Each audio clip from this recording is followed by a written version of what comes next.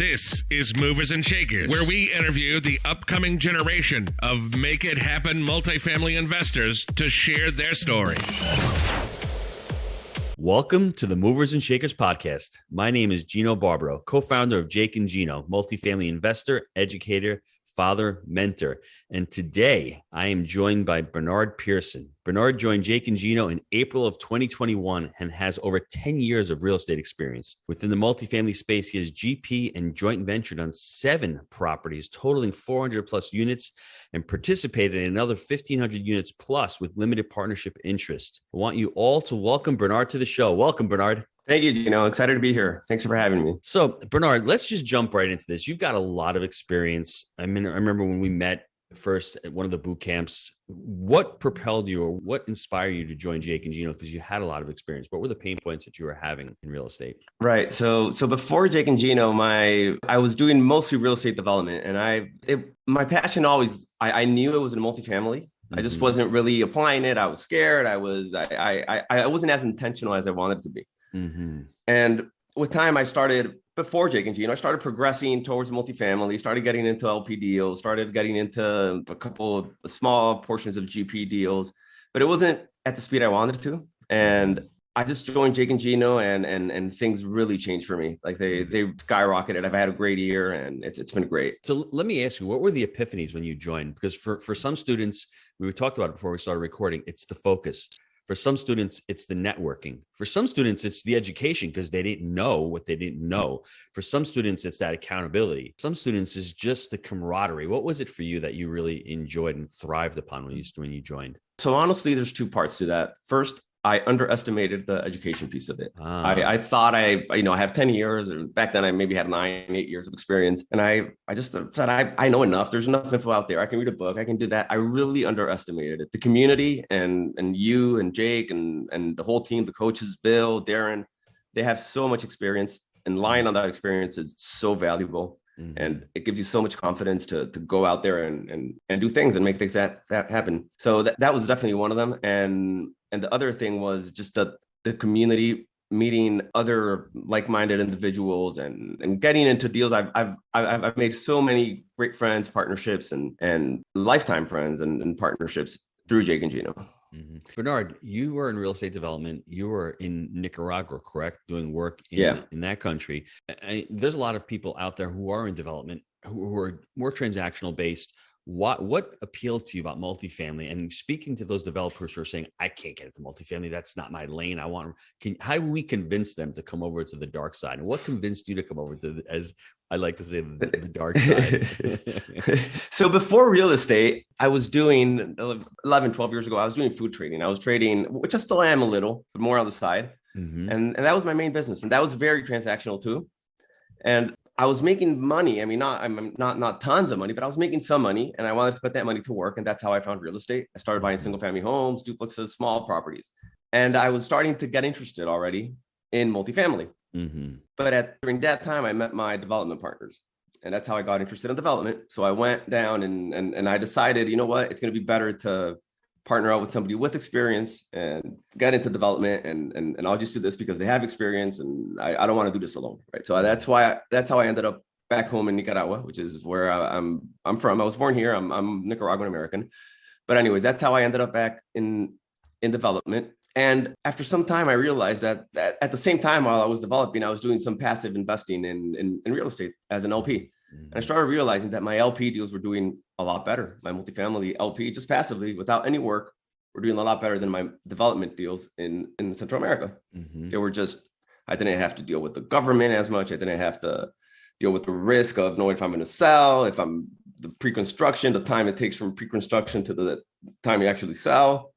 And that was just like, it blew my mind how I'm putting all this work. I was traveling every week to Nicaragua, Monday through Friday. We lived in Miami. I would go back and forth, putting all this work, all this energy, and I was making more money on my passive investing. So that was kind of like the no-brainer for me. I'm like, why don't I just go and do this actively, and I'll do even better. That was what gave me that boost to come. So I really encourage developers, even if there's nothing wrong with development. Development's great. I would probably do development at some point again, if it's more commercial development or multifamily development. Mm-hmm. The spec development, can also work, but I would really encourage to diversify into multifamily. It's going to give you that cash flow that you don't get at development.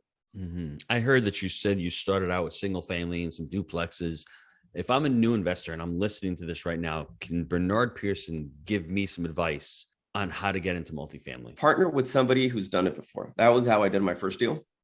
I partnered with somebody who had done it before. I found a way to give them value. And how did I find that person? Networking. So you have to do both. It's networking and find someone to partner with. Love that. And let me ask you, now that you're in it, give me some tips on taking it to the next level. That now that you've got a couple of deals, what have you been doing the last few months to take it to the next level, to start getting more deal flow and to start underwriting more deals and to start raising more capital? What are the steps that you've been taking to do that? So honestly, at the beginning, I was actively passive, if that makes sense. So it was happening very organically. I did 4 deals in 4 years, 4 multifamily deals in 4 years. The big step for me was joining the Jake Gino community. That was what really changed everything for me. I started getting educated. I started getting more intentional about networking. I used to go to maybe 1 networking event a year. Now I go to 5 or 6. I have partners that I've met through the community, and I've done 4 deals since I joined a community, which was only 8-9 months ago. So that's 4 deals in 8-9 months, and then 4 deals in 4 years, right? In multifamily specifically. And I'm under contract on 3 more deals. So within a year, I'll probably do 7 deals versus 4 deals in 4 years. So just for me, that step was joining the community. So I'd like everyone to really listen to this. I've never heard the word actively, passively doing deals. And that's really important because even if you're a passive investor, there's some activity in it, especially on the front end. You need to vet sponsors. You need to make sure the market is right. You need to underwrite the deal. You need to make sure you like the sponsors and their team that they're putting together. You need to make sure that the deal aligns with what your exit strategy is and what your goals are. So actively, passively doing that, that's so crucial. When you are investing in those LP deals, it's also, and sorry to interrupt, it's also important to know yourself. I'm a perfectionist, so I put some barriers up on myself, right? And now that I know that about myself, I know that sometimes I'm overanalyzing things.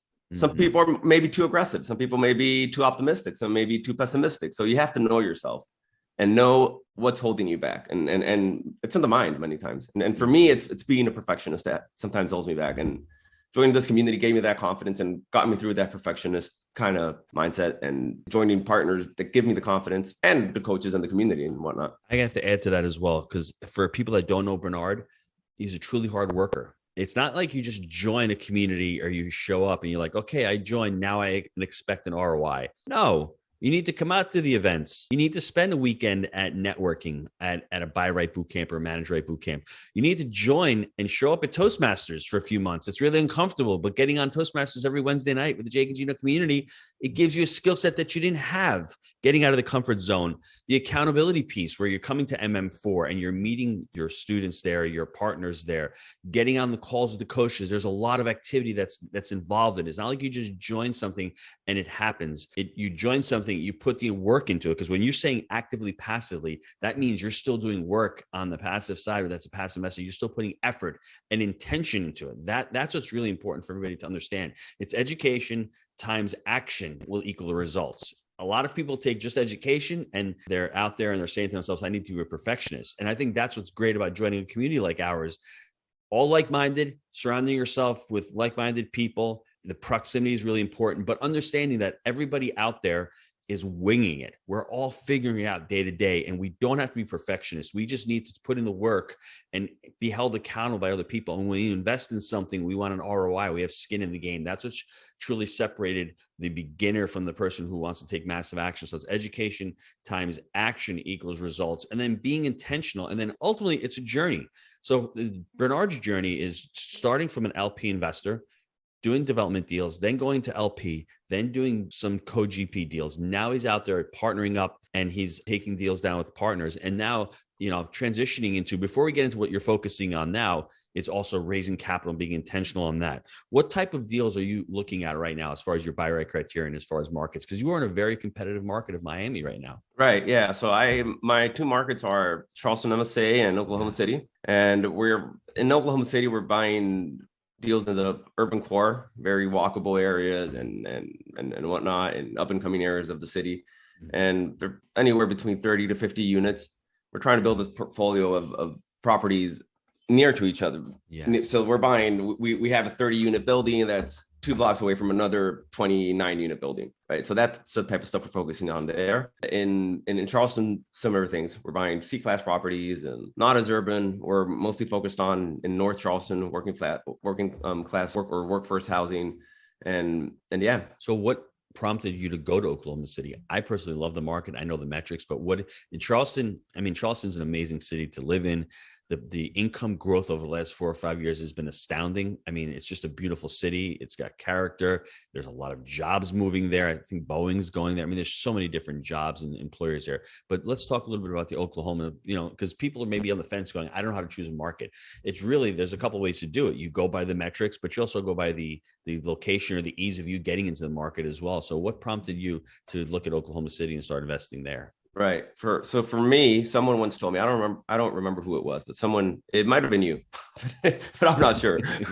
I'll take the credit. I'll say it was you. But someone once told me that boots on the ground it can be. I mean, great boots on the ground is great. It's ideal, but it doesn't always have to mean someone that's going to work with you or a partner or someone that you're going to hire. It doesn't mean someone that's going to be involved in the business day to day. It can be maybe a place you used to live in that you know the city well. It can be maybe a friend that lives there that you trust and know very well. Maybe a family member lives there. So they can give you that feeling of the city, and they know the city, right? So you can leverage their feel of the city through them. Mm-hmm. And my brother-in-law has a business based out of Oklahoma City, and he has a couple people that work with him there. So that's what first got me interested in it, because I started thinking of cities where I know people that live there or know people or some sort of access to that city. Yeah. And Oklahoma City was one of them, because my brother-in-law has a business there. So I can call him, I can call people that work with them, and they'll all do me the favor to drive by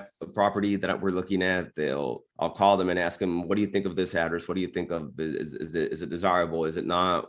You as a local, what do what's your feeling of this area? Mm-hmm. And that really at least helped me with filtering the deals. And even with looking at properties when I'm not there, they all the time to drive by, take pictures of the property, make sure, help me stay on top of my property managers and whatnot. So that's what got me interested in Oklahoma City. And then I started networking with other individuals that were interested at the time in Oklahoma City in the community. And I found some great guys that had a great deal flow, and we partnered up. That's awesome. That's sort of what I did with Jake in the beginning. He was boots on the ground in Knoxville. So I would be underwriting deals, and I'm like, Jake, we're going to start partnering. Let's start looking at these deals. So it was easy for him to get in the car, drive it. He knew the market a little bit, and utilizing that and leveraging that was really important for us and everybody out there.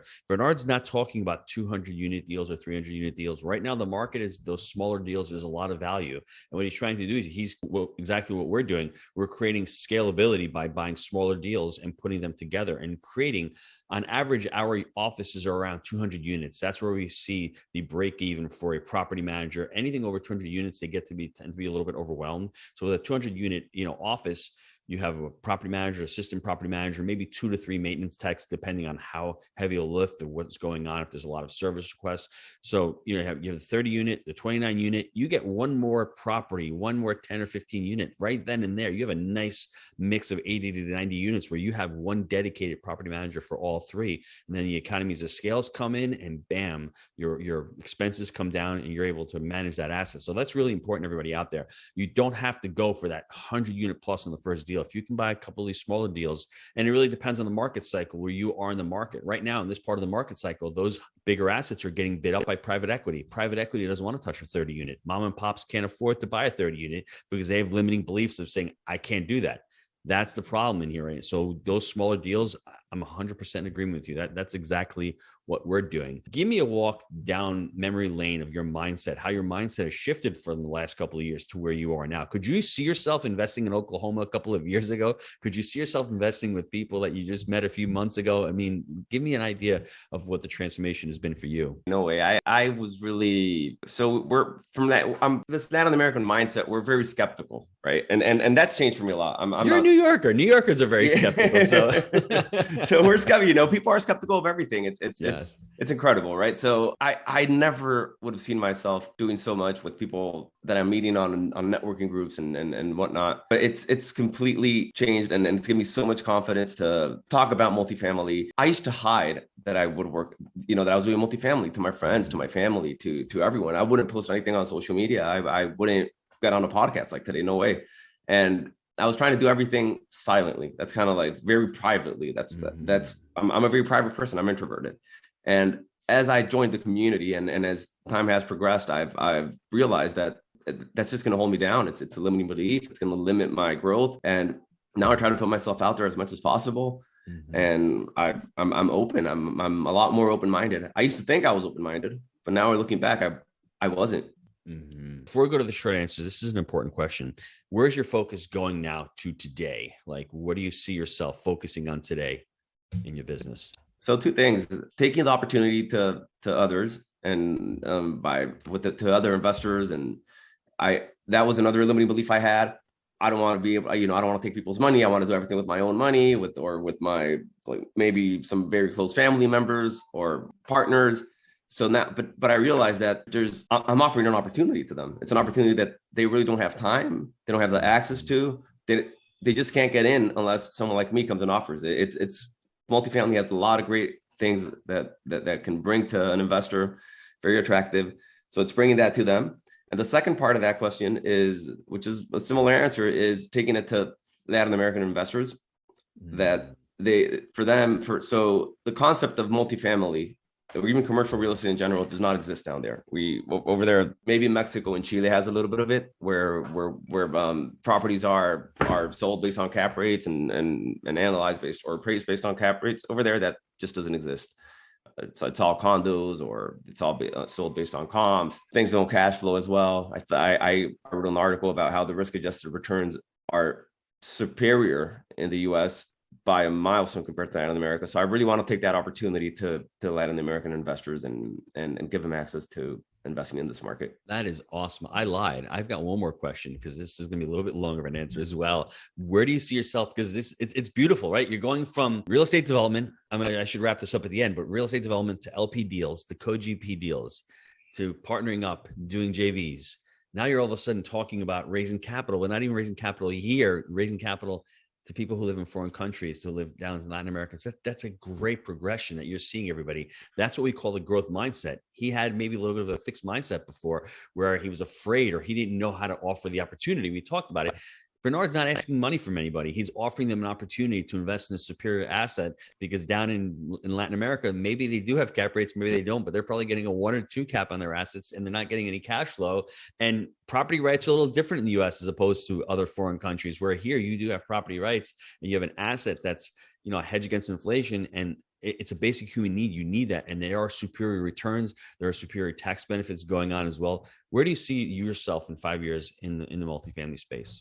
I see myself having a fund of Latin American investors where we buy multifamily and give them access to them, to bigger deals, to better deals, to quality deals, and just growing our portfolio and giving them access to that, and changing their mindset that the U.S. does not end in Miami or New York or these major cities, right? It doesn't end in LA or San Francisco. There's other places in the U.S. that are growing, and there's a lot of great people that live in those cities and great areas of the country.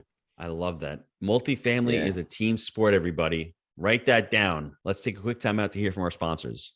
Gino, I know a lot of our listeners are wanting to take their multifamily investing business to the next level. I know that you've been hard at work helping Jake and Gino students do just that using our framework. Can you explain to the listeners how they can get our help? Guys, we've been hard at work growing our community of like-minded investors, and the results of our members has been nothing short of incredible. We're looking to grow this amazing group. What we're looking for is those who want to follow our proprietary framework that we've created: buy right, manage right, and finance right. Leverage our connections, education, and mentorship as ways to take your business to the next level. So if you're interested in finding out more about how you can become a part of our amazing community, apply to work with us at jakeandgino.com/apply. apply. I'm missing Josh here a little bit because Josh usually takes over the reins for me and I get to listen. I get to enjoy the rest of the podcast. But his first question, when he normally asks is, what's your best habit for success, Bernard? So my best habit for success, which I started about a couple of years ago, was replacing my entertainment with educational entertainment. I got entertained by listening to podcasts, by listening to the Jake and Gino podcast, by looking at the educational videos and whatnot. So that's my best habit for success. I really enjoy it. Wow. What shows did you watch? What shows have you replaced? With all that Netflix stuff and all that. I rarely watch any of that. I don't listen to music in the car anymore. I just listen to podcasts, audiobooks. Yeah. Yes. Yeah. And it's funny because I did the same thing about 10, 15 years ago. And I got serious about my success. All of a sudden, my car, when I was commuting to work, I was always Zig Ziglar on. There was always Jim Rome, always Tony Robbins listening to it. So everybody out there, how you spend your time. We all have the same amount of time in the day. Are you spending that extra half an hour a day listening to something empowering, putting positivity into your mind? 30 minutes a day, you do it 7 days a week, you figure out how much that is. That's 2.5 hours a week to 3 hours a week. It's 150 hours a year. Think about that compounded over 5 years. That's an additional 1,000 hours that all it was nothing, and you've compounded it. So that's an awesome. And I'm more entertained listening to your podcast than I am watching a Netflix show. Netflix kills time, right? Yeah. You entertain me. I get a kick out of it. Yeah. And it's always working on your mindset because it's always positivity. You always want to learn something new. You never know when something just hits you listening to it. You're like, I never thought of it that way. So that's really, really powerful. Favorite book? What's your favorite book out there? Or a couple of recommendations. Who Not How. I know a lot of people have probably said it here on the show, but Who Not How. And what really clicked for me was that the Who Not How for me was, okay, so I have to hire someone, but no, you don't. You may hire someone part-time. That also means don't try to do the attorney work yourself. Hire an attorney. That also means don't try to be an accountant yourself. Hire an accountant.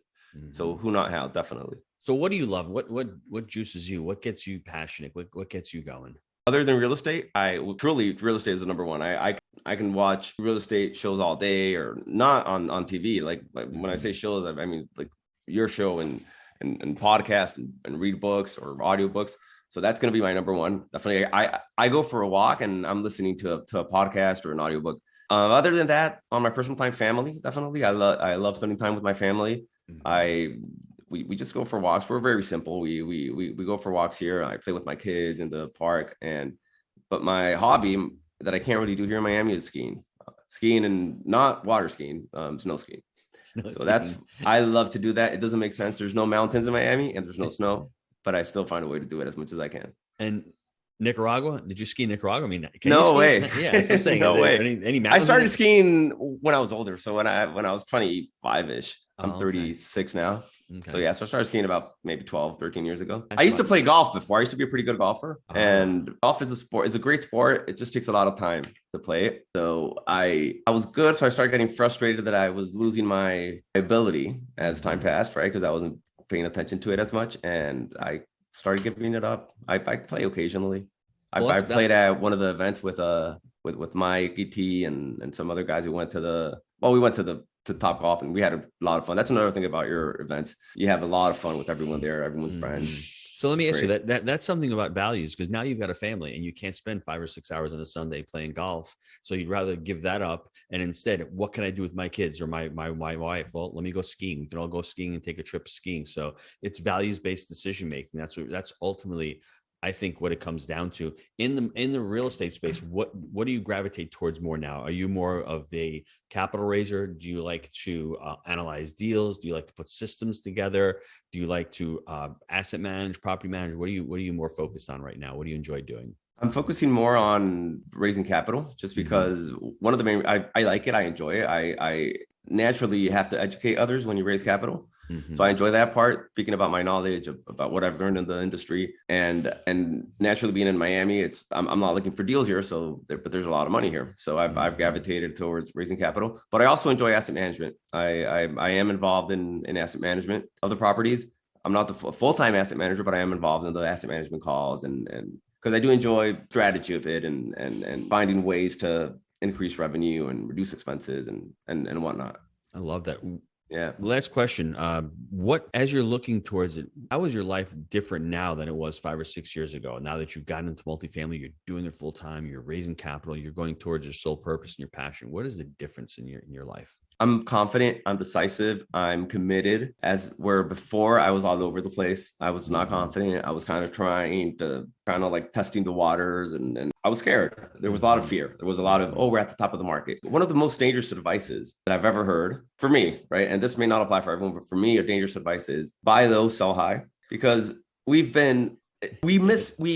interpret that as timing the market. Yes. And we can't time it. We can't time the market. There's no way.